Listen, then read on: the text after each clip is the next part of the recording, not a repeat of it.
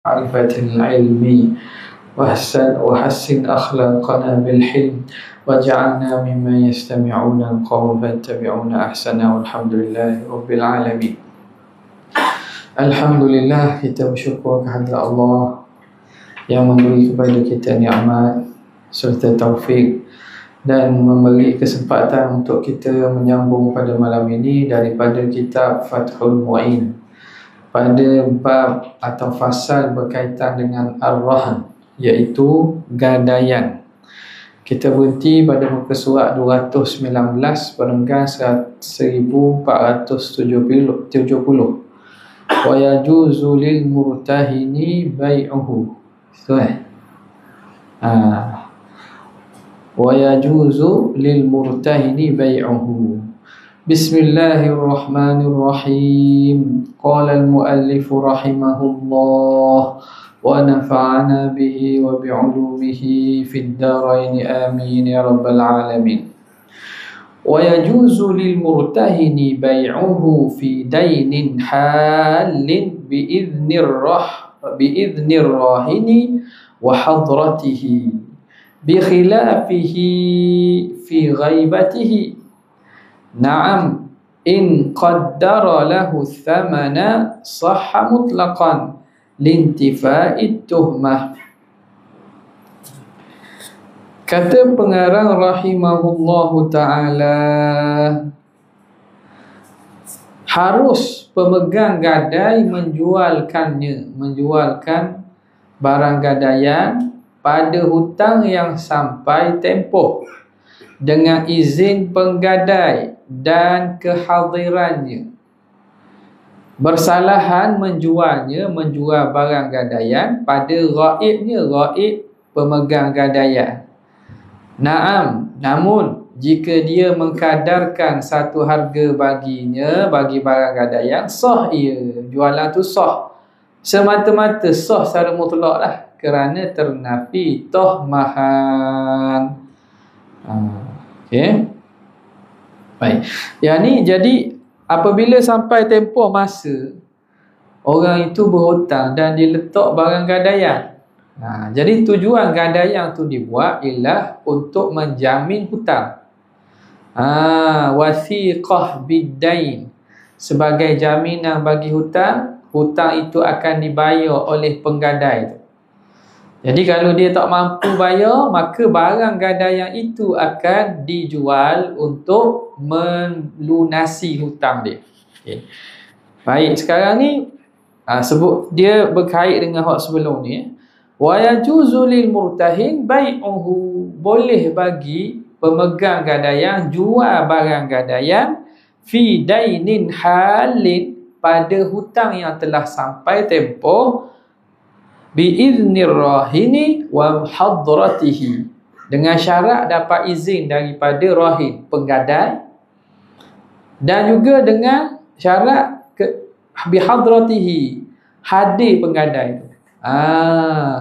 Jadi yang jual tu siapa? Yang jual tu pemegang barang gadaian. Namun tak boleh bayar. Baik, aku nak jual motosikal yang kamu jadikan barang gadaian. Hutang 10,000 tu motosikal awak kamu jadi barang gadaian, aku nak jual.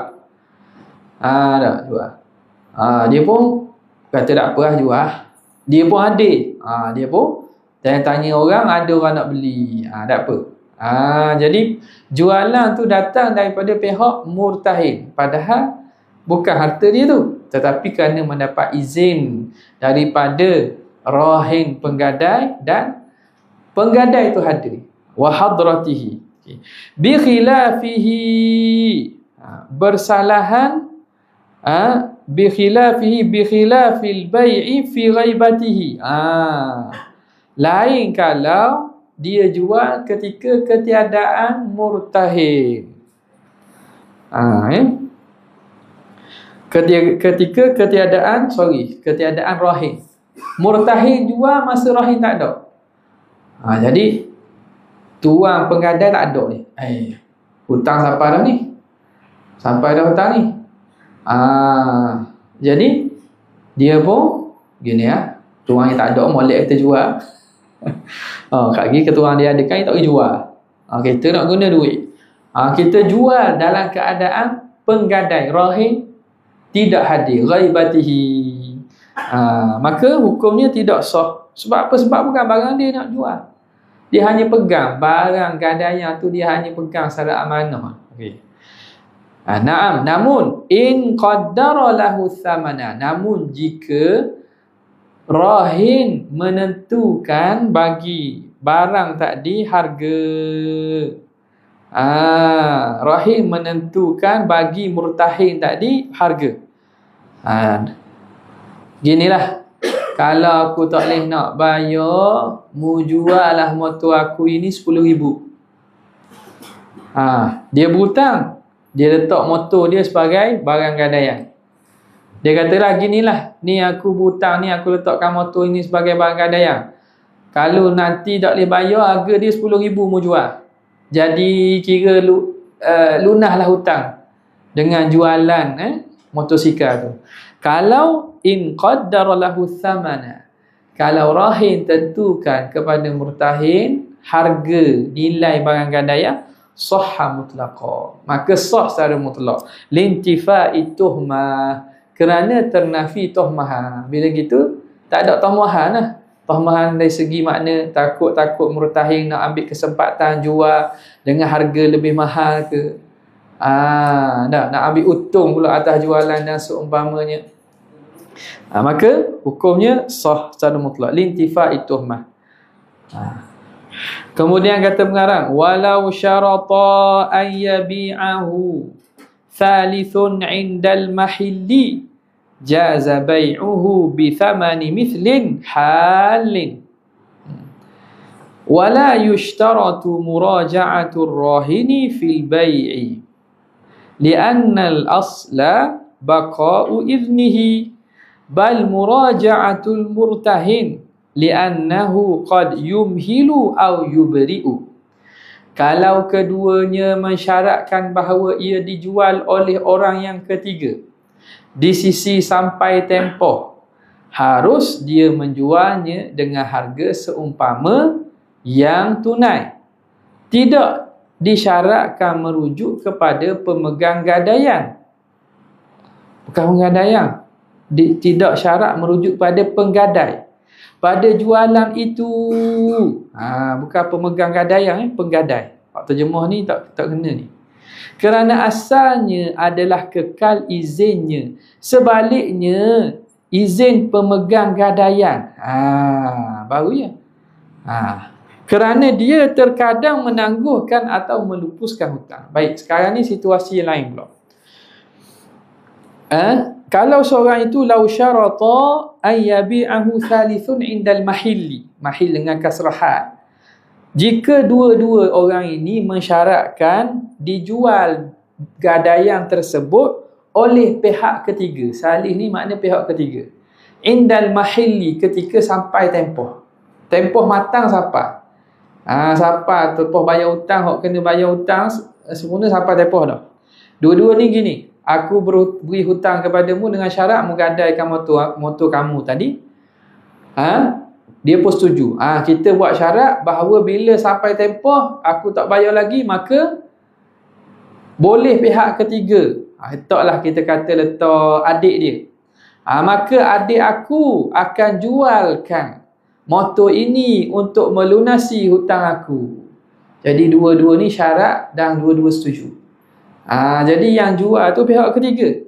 Nampak hukumnya jaza bai'u, sampai masa tak bayar juga, maka adik dia pun ambil motor jual. Boleh dan sah jualan, syarat bi thamani mithlin, dengan harga semasa, halin yang sekarang. Bi thamani mithlin halin, dengan harga semasa yang tunai. Tak bolehlah makna jual dengan tangguh pula, hutang pula tak. Okey. Jadi ketika itu wala yushtaratu muraja'atur rahini fil bai', maka ketika itu tidak disyaratkan kena rujuk penggadai pada masalah jual. Li'anna al-asla baqa'u idnihi, kerana asalnya kekal izin. Tadi kan dua-dua tadi bagi izin. Rahil dengan murtahin bagi izin untuk pihak ketiga jual motor, jual barang gadaian. Jadi bila sampai masa maka pihak ketiga jual. Perlukah sebelum jual minta izin daripada rahil penggadai? Kan barang tu barang dia, tak perlu dah. Sebab apa? Sebab ambil kepada kaedah istishabul asli. Asalnya rahim beri izin dah. Jadi ikut kepada asal, keizinan tu telah ada, sabit lagi izin untuk pihak ketiga jual. Maka tak perlulah minta izin daripada rahim. Okey.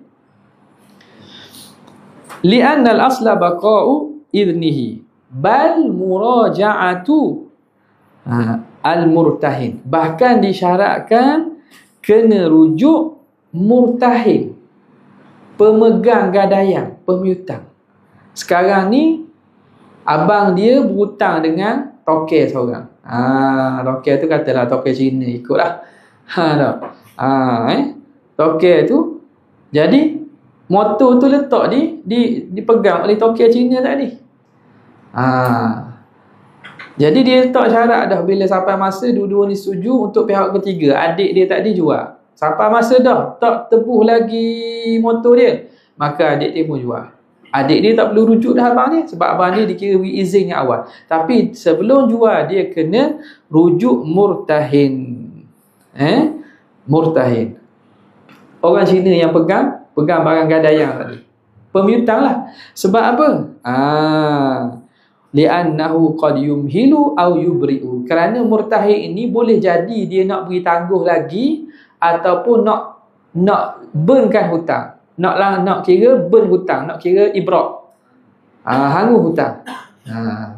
Tanya pemiutang lah, pemiutang dah gini, sampai masa dah ni aku nak jual, nak bayar hutang abang aku ni, boleh tak? Tak payah lagi lah, tunggu. Takut bulan depan dia masuk duit duit mana? Tu Budi Madani. Takut masuk duit pula. Dulu bering. Ingat bering lagi. Masuk bering, masuk duit ataupun boleh dividen. Apa, tunggu. Jadi kena rujuk murtahin. Sebab kau nak beri tangguh lagi ataupun nak berlah, kira balas, kira burn lah hutang. Habis.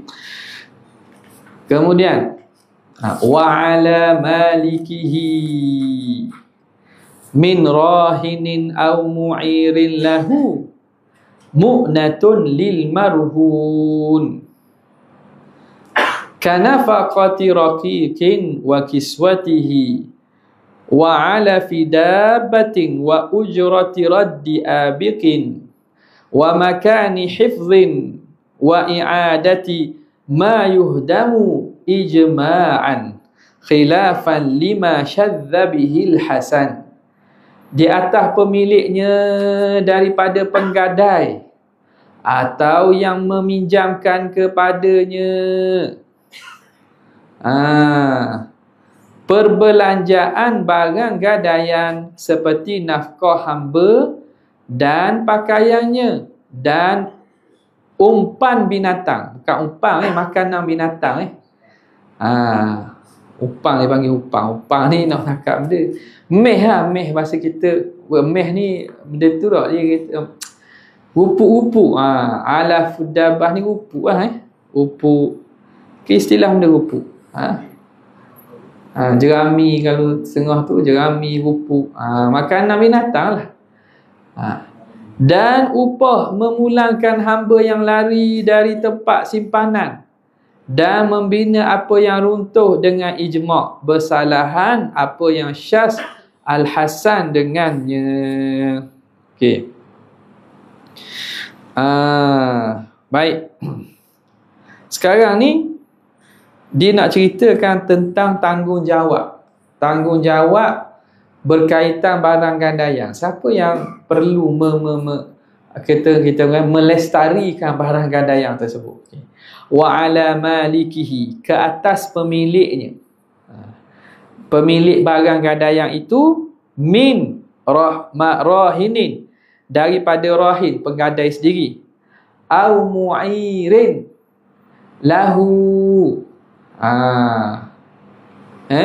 mu'ir, pemberi pinjam baginya. Mu'ir, yang memberi pinjam baginya. Okey. Mu'ir ni mana? Mu'irin lahu, yang memberi pinjam baginya. Tuan punya barang lah. Bukan hak pinjam tu, tuan punya barang. Mu'irin lahu. Ke atas pemberi pinjam. Kan boleh kita gadai barang yang milik orang kalau dia beri pinjam pada kita. Mah bukan hak kita, hak bini. Bini bagi pinjam mah dia ke kita, pergi gadai. Bang, ambil lah ni bang, mah saya ni, mah saka saya ni, gadai kedai. Bukan ambil beri ke tok laki dia, ambil bagi pinjam. Okey, jadi pemilik barang gadaian itulah yang wajib, yang perlu bertanggungjawab, mu'natun lil marhun, belanja bagi barang gadaian tu. Kalau hak perlu pada belanja lah. Dia ada berbeza barang, berbeza perbelanjaan dia. Contoh, kanafaqati raqiqin, seperti nafkah, belanja nafkah bagi hamba. Dia jadikan hamba sebagai barang gadaian. Dia ada hamba banyak. Dia ambil ni, saya nak berhutang ni, saya letak hamba saya sebagai barang gadaian. Dan makan minum hamba siapa tanggung? Pemiutang tanggung? Tak, rahim tanggung. Murtahin tak tanggung. Apa pula nak ke tanggung? Bukan hamba dia. Kan dia kena pulang balik hamba tu kepada rahim. Jadi rahim, pemilik hamba itulah yang kena tanggung barang makanan dia. Kena atur lah. Atur nasi hari-hari. Kalau tak pun beri belanja siap-siap. Wa kiswatihi, pakaian. Wa ala fidabatin, makanan binatang, rupuk-rupuk jerami. Siapa kena cari, siapa kena ceruk rupuk ni? Siapa kena? Penggadai tu kena sebab barang dia. Dia letak lembu contohnya barang gadaian. Au ujrati raddi abikin, upah memulangkan hamba yang lari. Dia letak hamba tu sebagai barang gadaian. Tiba-tiba hamba tu lari daripada rumah pemiutang, rumah murtahin, pemegang gadaian. Jadi dia kena cari balik lah. Upah lah, special brand. Atau carilah siapa-siapa kan, hak boleh igat balik. Detektif cari balik hamba ni, igat balik, tangkap balik dia. Jadi upah dia tu siapa kena? Upah dia tuan punya hamba kena, bukan pemegang gadaian. Wa makani hifzin, tempat simpan. Tempat simpan katalah memerlukan simpanan yang khusus contohnya. Tak? Perlu simpanan yang khusus. Kalau kita kata kandang lah contoh. Kalau mah tu pula ada kena tempat simpan yang khusus contohnya. Wa i'adati ma yuhdamu, dan mengembalikan yang telah runtuh. Katakanlah barang dia jadikan apa? Dia jadikan rumah tu barang gadaian. Tiba-tiba tangga dia runtuh. Tapi itu cabut. Siapa kena baiki? Pemilik rumah tu, bukan pemegang barang gadaian tu. Rahin yang bertanggungjawab. Ijma'an, secara ijma' ni. Sepakatlah makna ni. Makna pemilik barang gadaian itu yang bertanggungjawab menjadikan barang itu lestari, boleh tahan lama dan kekal. We makan, we minum, baik boleh dan seumpamanya. Khilafan, hal ini menyalahi bagi pandangan yang lima syadza bihil hasan. Pandangan syaz bagi Hasan Al-Basri. Hasan Al-Basri kata tak, yang kena tanggungjawab tu hak pegang. Tu tidak dipakailah pandangan tersebut. Okay. Kemudian kata pengarang fa in ghaba au a'sara raja'al murtahinul hakima wa lahul infaku bi idnihi liyakuna rahnan bin nafaqati aidan. Fa in ta'adzara isti'dhanuhu wa ashhada bil infaqi liyarji'a raja'a wa illa fala. Maka jika dia ghaib ataupun papa bukan papa, papa mama, papa ni miskin, pemegang gadaian merujuk kepada hakim, boleh dia menafkahkan barang gadaian dengan ia menjadikan gadaian dengan nafkah itu juga. Maka jika teruzur meminta izin penggadai dan dia menggadaikan, dia mengadakan saksi pada nafkah itu supaya dia boleh merujuk, dia merujuk. Jika tidak, maka tidak. Wa illa fala. Jika tidak, maka tidak. Apa yang tidak, apa yang maka tidak. Tengok. Fa in ghaba, andai kata siapa nama ni? Rahin. Rahin yang pemilik barang gadaian tu, ghaba, tak ada kapur. Au a'sara, ataupun sesak. Papa yang tulis papa ni makna orang miskin. Dia jadikan lembu dia sebagai barang gadaian. Jadi makanan lembu ni kena carilah. Tak, kena ceruk rumput, kena beli meh dan seumpamanya. Berapa segundi ni? 59. 59. Kambing mahal lagi tak? Jadi dia yang bertanggungjawab untuk beri makan kepada barang gadaian dia tu. Dia tu tak ada ataupun dia tu tak mampu. Raja'al murtahinul hakimah. Maka murtahin, pemegang barang gadaian, boleh rujuk pada tok hakim. Dia kena beritahu, report kepada hakim, tuan hakim, saya pegang lembu orang, barang gadaian hak dia letak kat saya. Tuan dia tak ada, tuan dia tak boleh nak beri makan. Saya nak beri makan dengan, bukan nak biar gitu, mati lah. Jadi saya nak beri makan duit saya ni, saya nak bayar dulu. Bukan free tak ada free. Kalau free senang cerita lah, ni sekarang ni dia nak tutup balik, maka dia kena maklum pada hakim. Walahul infaqu biiznihi, boleh dia memberi nafkah, bayar makan kepada binatang dengan izin hakim. Hakim kata, okey tak apa lah, awak bayar dulu, masuk dalam resip. Masuk catat dalam buku 35. Liyakuna rahnan bin nafaqati aidan, supaya jadilah gadaian bagi nafkah itu juga. Nafkah tu dikira sekali dalam hutang tu.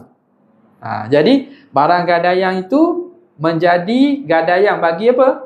Hutang dan juga nafkah yang dia bayar, murtahin bayar daripada duit dia. Patutnya bukan dia bayar, rahin bayar.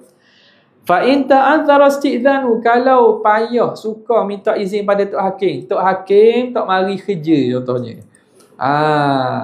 Pergi bercuti luar negara. Seminggu cuti, tak ada orang nak urus mahkamah.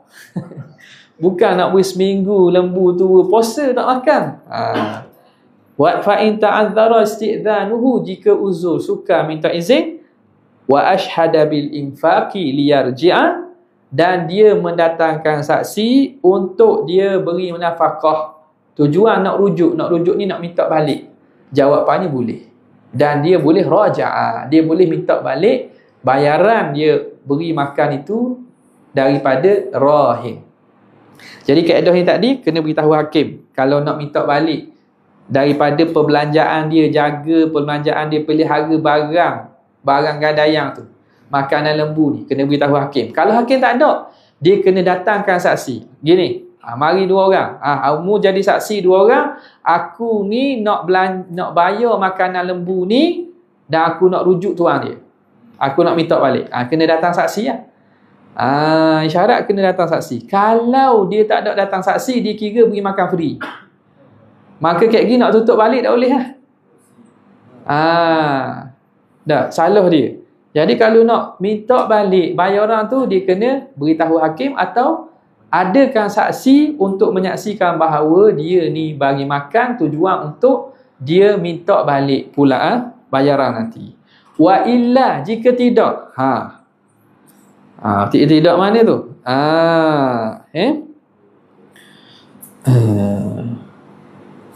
Wa illa ay wa illam yata'azzar istidzanuhu. Kalau tidak payah untuk minta izin, wa illam yata'adzar isti'dhanuhu bi an sahula wa lam yasta'dhin sawa'un syahida am la. Sama ada dia syuhida am la, disaksikan ataupun tidak. Au ta'adzara wa lam yushhad, ataupun tidak mampu minta izin dan tak ada saksi, maka jawabnya fala yarji'u, tak boleh dia nak minta balik bayaran daripada rahin. Tu syarat dia kalau nak minta bayaran ni. Siapa buat belanja ni lebih kaedah lebih kurang lah, mana-mana perbelanjaan yang tidak wajib atas seseorang. Secara umum, mana-mana perbelanjaan yang tidak wajib atas seseorang tu, jika dia keluar nafkah, boleh dia minta balik, rujuk balik daripada orang yang wajib bayar nafkah dengan syarat minta izin hakim ataupun datang saksi. Contoh nafkah siapa? Nafkah tok ki nak jaga anak, tok ki bayar yuran anak, pok tak balik-balik. Contohlah kalau tok ki jenis ngira. Jenis ngira juga. Padahal cucu dia.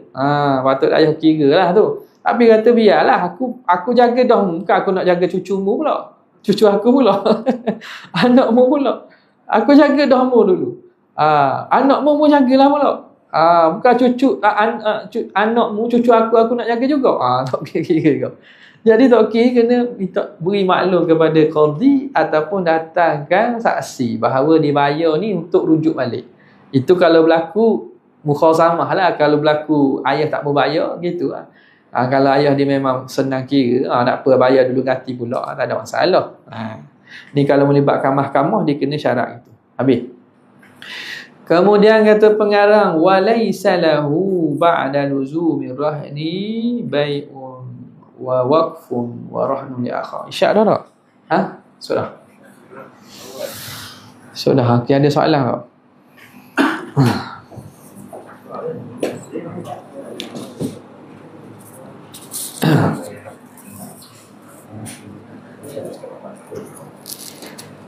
Tak soalan?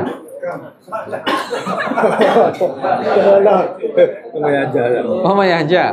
Bukan soalan ni. Okay. Jadi sekadar itulah, bila taufiq. Assalamualaikum warahmatullahi